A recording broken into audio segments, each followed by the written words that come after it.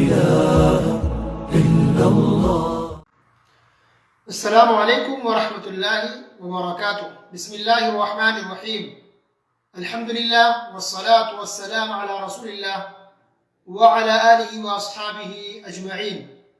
محترم سامعین کرام، رمضان المبارک کی مناسبت سے میں ایک نیا موضوع لے کر کے حاضر ہوا ہوں، اور وہ ہے سورہ فاتحہ کی تفسیر، پارٹ نمبر 1.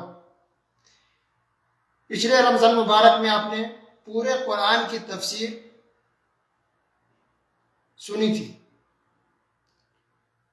روزانہ ایک ایک پارہ کے حساب سے.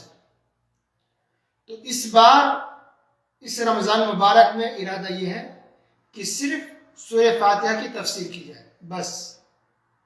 وہ اس لیے کہ پچھلے رمضان میں مختصر بالکل شارٹ میں باتیں بتائی گئی تھی، کہیں کہیں سے تھوڑی تھوڑی باتیں،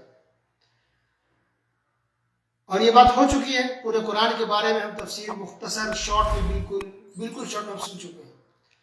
تو اب ضرورت ہے کہ تفصیل میں جانا جائے، ڈیٹیلز میں جانے کی کوشش کی جائے. اور ڈیٹیلز میں ہم بیان کریں گے تو پورا قرآن تو کیا ایک پارہ بھی ممکن نہیں ہے. تو اس لیے صرف سورہ فاتحہ کو رکھا گیا کہ اس رمضان میں صرف ہم سورہ فاتحہ کی تفسیر بیان کریں گے انشاءاللہ. اور اس لیے بھی اس کی ایک وجہ یہ بھی ہے کہ چونکہ سورہ فاتحہ بہت اہم سورت ہے، بہت اہم ہے، بلکہ پورے قرآن میں ٹوٹل 114 صورتیں ہیں. تو 114 صورتوں میں سے سب سے عظیم اور سب سے اہم صورت کون سی ہے؟ سورہ فاتحہ. اللہ اکبر. تو سب سے اہم صورت سورہ فاتحہ ہے،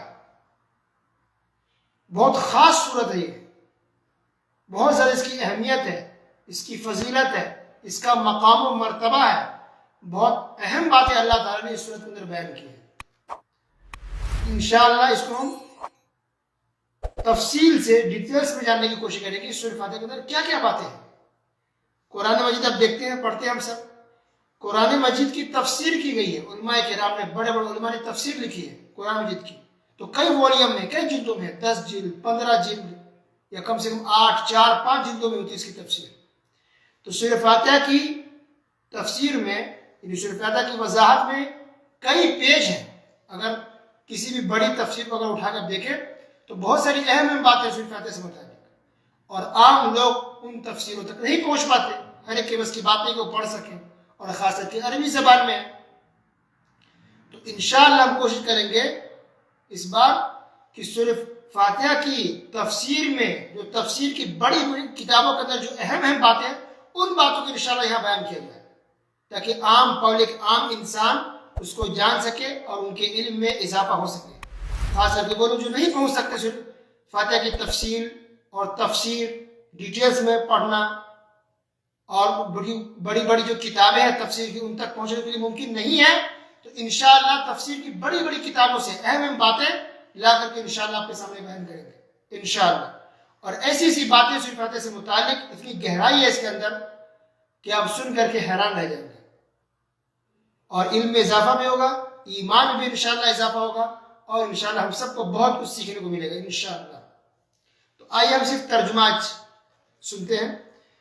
اعوذ باللہ من الشیطان الرجیم. میں پناہ چاہتا ہوں اللہ کی شیطان مردود سے. بسم اللہ الرحمن الرحیم. شروع کرتا ہوں اللہ کے نام سے جو بڑا مہربان، نہایت رحم کرنے والا ہے. الحمدللہ رب العالمین. سب تعریف اللہ تعالیٰ کے لیے ہے جو تمام جہانوں کا پالنے والا ہے. الرحمن الرحیم. بڑا مہربان، نہایت رحم کرنے والا ہے. مالک یوم الدین. قیامت کے دن کا مالک ہے. ایاک نعبد و ایاک نستعین. ہم صرف تیری ہی عبادت کرتے ہیں اور صرف تجھ ہی سے مدد چاہتے ہیں. اہدنا الصراط المستقیم. ہمیں سیدھی راہ پر، سیدھے راستے پر چلا، سیدھی راہ دکھا. صراط الذین انعمت علیہم.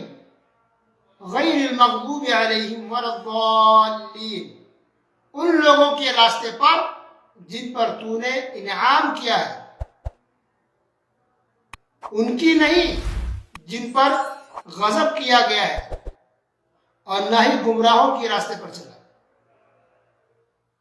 تو یہ ہو گیا سورہ فاتحہ کا ترجمہ، میننگ اس کی۔ اب اس کی تفسیر کیا ہے؟ تفسیر یعنی وضاحت، کیا کیا اس کے اندر معنی پایا جاتا ہے، اس کے اندر کیا گہرائی ہے، کیا کیا مسائل ہیں، عقیدے کے بارے میں کیا مسئلہ اس کے اندر ہے، اللہ کے بارے میں کیا باتیں بتائی گئی ہیں۔ انشاءاللہ بہت کچھ اس کے اندر ہے سورہ فاتحہ کے اندر۔ بلکہ اگر یہ کہا جائے تو غلط نہیں ہوگا کہ پورے قرآن میں اللہ تعالیٰ نے جو باتیں بیان کی، پورے قرآن میں وہ تمام باتیں سورہ فاتحہ کے اندر موجود ہیں۔ پھر سے میں کہہ رہا ہوں، ریپیٹ، کہ پورے قرآن کے اندر جو باتیں ہیں، جتنی باتیں ہیں، وہ تمام باتیں صرف سورہ فاتحہ کے اندر موجود ہیں۔ تو پورے قرآن میں وہ باتیں تفصیل سے ہیں، وضاحت کے ساتھ ہیں، ڈیٹیلز میں ہیں، لیکن سورہ فاتحہ کے اندر ان باتوں کو مختصر بیان کیا گیا ہے، شارٹ میں بیان کیا گیا ہے۔ تو اجمالی طور پر شارٹ میں مختصراً قرآن کی تمام باتیں سورہ فاتحہ کے اندر موجود ہیں۔